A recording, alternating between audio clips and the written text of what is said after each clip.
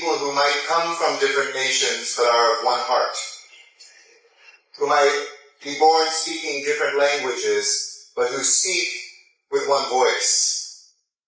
And here tonight under this Bodhi tree, this sacred, human, and transcendent Bodhi tree, the chance we have to feel and connect the oneness that is with us all. Let me start by thanking my friend Wangmo Dixie, who invited me last year to come. I actually have a confession to make. I've been trying to get to Gaya since I was 19 years old. Now you might look at me and think I was last year, but the truth is, some 34 years later, I am here. When I was 19 years old, I was accepted to study a Buddhist studies program here in Gaya as an exchange student.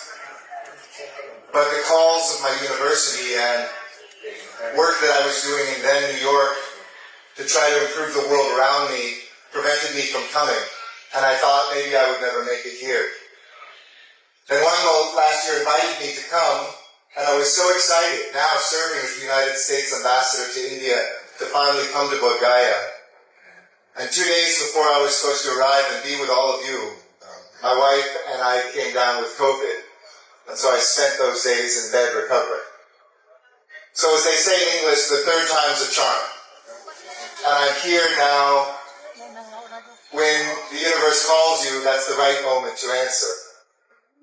And so here I am now, and I want to thank Wangmo and everybody. I know she gets a lot of credit, but she'd be the first to say she and her brothers and sisters of the Light of Buddha Dharma, the foundation that brings us here, the incredible work that you and your team have done to create something great for humanity. To the president of ITCC as well, thank you for your leadership. To my fellow diplomats from Thailand and Cambodia. To our Cambodian hosts who are doing so much to make this so beautiful. To the Director General of the International Buddhist Confederation who takes so seriously, I know what your Prime Minister has given you, which is the mission that this great, now modern country has been an ancient civilization that's birthed so much wisdom for so many years. To our venerable nuns and monks, Jinzaya Sangha, thank you for allowing me to be here today. A word about Cambodia, because I know it's our Cambodian hosts. Before I was an ambassador, I was a politician. I served as the mayor of the great city of Los Angeles. I don't know if monks watch many movies, but it's where Hollywood's from, so we create some great stories and some pretty bad ones too. But the Cambodian Buddhist temple was in my district when I was a city council member before that. Built and now rebuilt again. The Thai Wat was in, and Thai town was in my district as well. I've lived in Japan, in Burma, now in India. I've seen the threads of Buddhism across the world and throughout my own life. And I want to thank my fellow friends and especially the Cambodian Americans that are here, who are such leaders both in the Buddhist practice, but also in the United States of America. Anybody who's an American isn't really just a citizen of one nation. We Americans speak every language, practice every religion. In Los Angeles, my city, you can find the largest population of people from 23 countries outside their home country. It is one of the largest populations of Cambodians and Thais, of Vietnamese.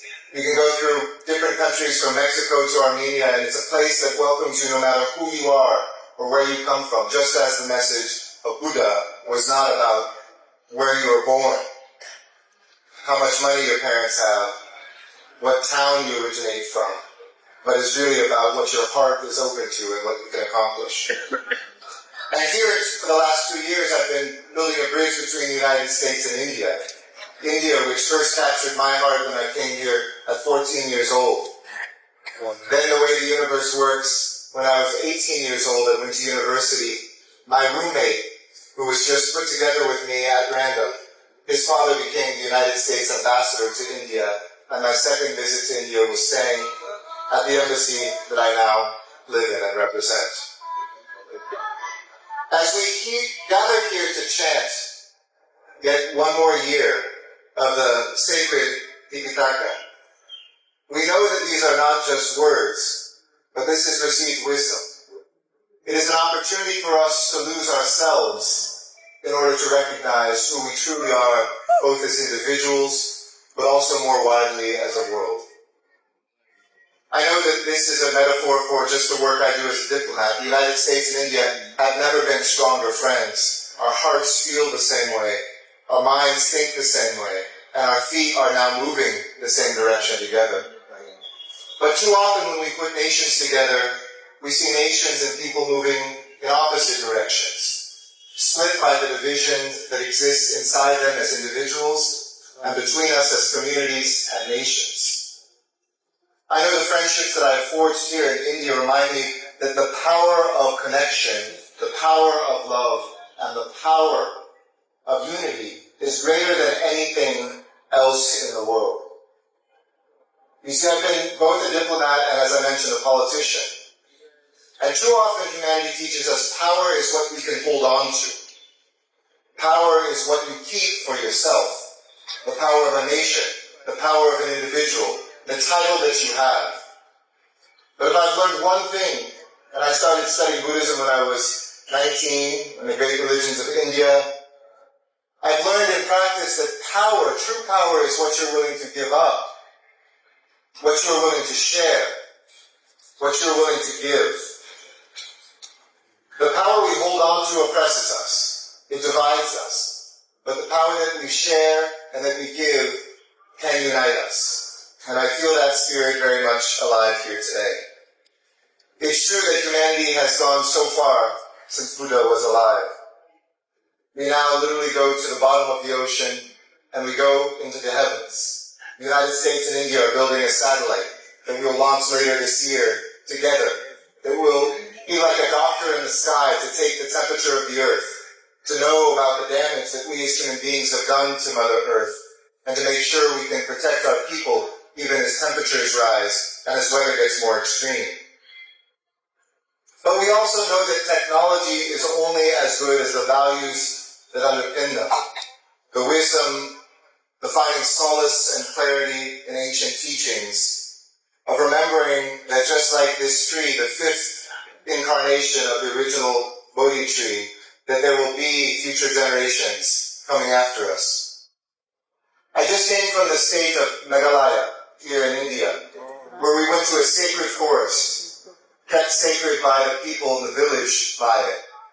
And they said that we do not borrow this forest from past generations, but we borrow it from future ones, from our children. And it underscored to me why we do what we do. It is not for this moment only, but for what will come after us. This tree is most alive in the tips, the smallest branches. We look, of course, at the foundation of the trunk, but we know the growth, the newness is happening in the farthest away leaves and branches. We forget to look at that future, to forget to see and feel that tomorrow, sometimes when we are stuck in today. 2 days before I was in Meghalaya, I was in the state of Assam, in a beautiful national park called Kaziranga.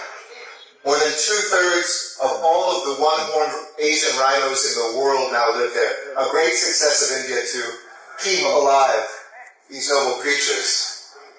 And it reminded me of one sutra, the Rhinoceros Sutra, excuse my pronunciation, but the Khadgavisana Gata, which talks about Buddha needing to go and walk alone, just as the rhinoceros does.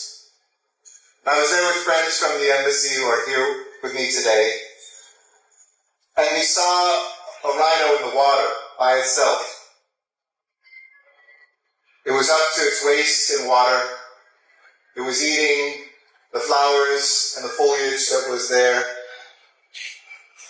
And it reminded us that peace can be found when we turn inward to ourselves, when we shut out the noise and just listen for a moment to all the sounds around us.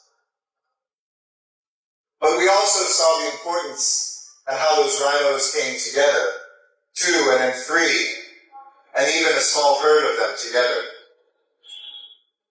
That Buddha teaches teaches us to go inward but also to join outward with each other. To find the metta, the loving kindness inside each one of us. To abolish and to think of a day when dukkha, the suffering, will be gone, and that dukkha, nirodha, the cessation of suffering, will exist. In this moment, when too many people still die in this world, too many people face the sound of war, the pangs of starvation, feel the fear of what comes next, let this chanting be a powerful force to remind us that as human beings, when we find ourselves and when we find each other, that indeed we find the peace that Buddha talked about and found under this very tree so many years ago. Thank you very much.